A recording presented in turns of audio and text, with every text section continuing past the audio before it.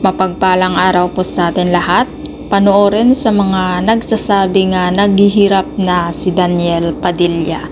Naku po, ang dami nga nagsasabi talaga na naghihirap na ang isang Daniel Padilla.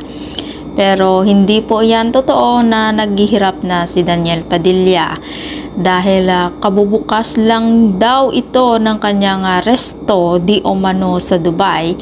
At pinagkaguluhan daw ito ng mga Filipino workers doon di umano sa Dubai sa pagbubukas ng kanyang restaurant.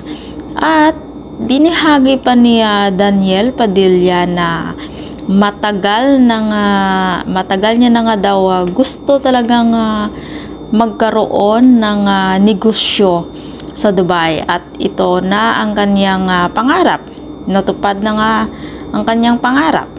At sa mga nagsasabi dyan na naghihirap si Daniel, nako, hindi siguro yan maghihirap kasi nga, diba, ang dami niya naman sigurong ipon dyan.